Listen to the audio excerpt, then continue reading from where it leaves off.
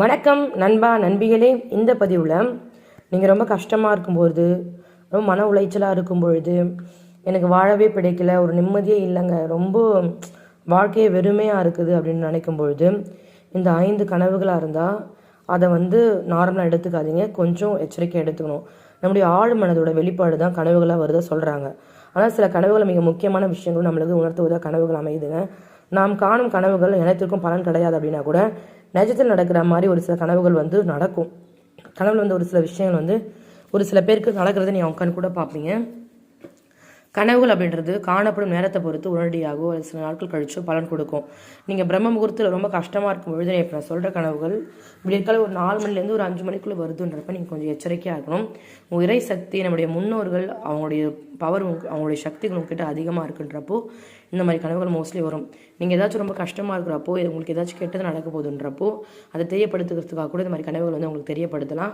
இந்த கனவுகள் வந்தால் உடனே நீங்கள் போயிட்டு கோவிலில் ஒரு அர்ச்சனை பண்ணிவிடுங்க. இந்த கனவுகளை ஒரு 3 பேருக்கு மேலாச்சும் சொல்லிவிடுங்க.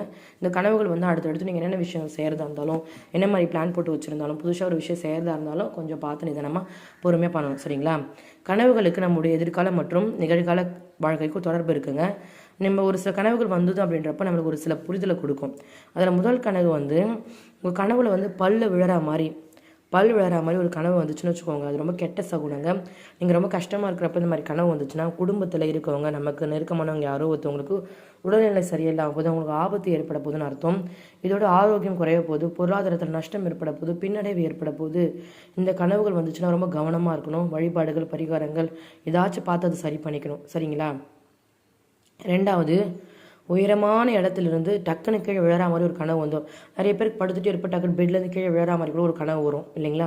அந்த மாதிரி கனவுக்கு திடீர் நஷ்டம் ஏற்பட போகுது, துரதிர்ஷ்டம் ஏற்பட போகுது, வீழ்ச்சி ஏற்பட போகுது, பொருள் இழப்பு ஏற்பட போகுது, பணமிழப்பு ஏற்பட போகுது அப்படின்னு அறிகுறி. உங்களுக்கு கெட்டது நடக்க போகிறது இறைவன் முன்கூட்டியே தெரியப்படுத்துறாருங்க. அதனால் இந்த மாதிரி கனவுகள் வந்தனா ஏதாவது ஒரு செயல் செய்ய போகிறீங்க, ஒரு பைக் வாங்க போகிறீங்க, ஒரு வீடு கட்ட போகிறீங்க, எதுவாக இருந்தாலும் பார்த்து பொறுமையாக நிதானமாக பண்ணணும். வாழ்வில் வீழ்ச்சிகள் ஏற்படாமல் இருக்கணுன்றப்போ நிச்சயமாக இந்த மாதிரி பார்த்து பொறுமையாக பண்ணுன்றப்போ நம்ம தோல்வி அடையவே மாட்டோம். அதே மாதிரி விஷ ஜந்துக்கள் சொல்லுவாங்க. இந்த விஷ ஜந்துக்களான பாம்புகள், வேறு ஏதாவது தேள், புறா, இந்த மாதிரி விஷயங்கள் உயிரினங்கள் உங்கள் கனவுல வந்துச்சுன்னா கெட்ட சகுனங்க. தீய சக்திகள் அல்லது எதிரிகள் வாழ்க்கையில் அதிகரிக்க போகிறாங்கன்னு அர்த்தம். உடல்நலக்குறைவு அல்லது பொருளாதார நெருக்கடியில் சிக்கிக்க போகிறீங்கன்னு அர்த்தம்.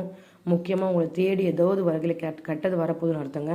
இந்த மாதிரி வந்துச்சுன்னா கோவிலுக்கு ஒரு அர்ச்சனை பண்ணிவிட்டு வேறு எதுவுமே பண்ண வேணாம். சரிங்களா? அதே மாதிரி வீடு தீப்பற்றி எரியிற மாதிரி ஒரு கனவு, ஒரு ஃபேக்ட்ரி தீப்பற்றி எரியிற மாதிரி ஒரு கனவு, வைக்க போர் தீப்பற்றி எரியிற மாதிரி ஒரு கனவு, அதே மாதிரி புடவை தீப்பற்றி எரியிற மாதிரி ஒரு கனவு, இந்த மாதிரி தீப்பற்றி எரியிற மாதிரி ஒரு கனவு வந்துச்சுன்னா உங்கள் வாழ்க்கையில் மிகப்பெரிய சிக்கலில் நீங்கள் சிக்கிக்கொள்ள போகிறீங்க அப்படின்றத முன்கூட்டி உணர்த்து அறிகுறிங்க. இது குடும்பத்தில் பிரச்சனை ஏற்பட போகுது, பண விஷயத்தில் நஷ்டம் ஏற்பட போகுது. இது மாதிரி கனவுகள் வந்துருச்சு அப்படின்றப்போ உடனடியாகவே நீங்கள் தப்பிக்கணுன்றப்போ சாமி கோவிலில் போய் உட்காந்து ஒரு பரிகாரம் பண்ணிட்டு வந்துடுங்க. அதாவது ஒரு அர்ச்சனை பண்ணிவிட்டு உங்கள் பேரை சொல்லி பண்ணிட்டு வந்துடுங்க, அதுவே போதும்.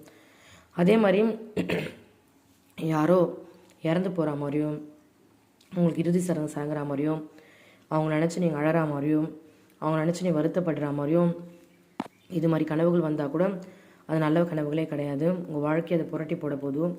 ஏதோ ஒரு வகையில் நீங்கள் ரொம்ப இறைவன் மீது அதே நம்பிக்கை வச்சுருக்கீங்க அப்படின்றப்போ இறைவன் இந்த மாதிரி கனவுகளை காட்டி நீ ரொம்ப எச்சரிக்கையாக இரு, நீ ரொம்ப கவனமாக இரு, நீ இது மாதிரி விஷயங்களை பண்ணாத அப்படியே சொல்கிறதுக்காக கூட கடவுள் உங்களுக்கு கனவு தெரியப்படுத்துறதுனால ஒரு சில கனவுகள் உடனே பயப்படக்கூட பதட்டப்படக்கூடாது. சரி, இந்த கனவு இந்த மாதிரி வந்துருச்சு, நம்ம இனிமேல் என்ன விஷயம்லாம் செய்ய போகிறோன்ட்டு பார்த்து பத்திரமா பண்ணோம். இப்போது நான் இப்போ ஒரு ஊருக்கு போக போகிறேன்னு வச்சுக்கோங்க, ஒரு ட்ரிப்பு எங்கேயும் கிளம்ப போகிறேன்னு வச்சுக்கோங்க.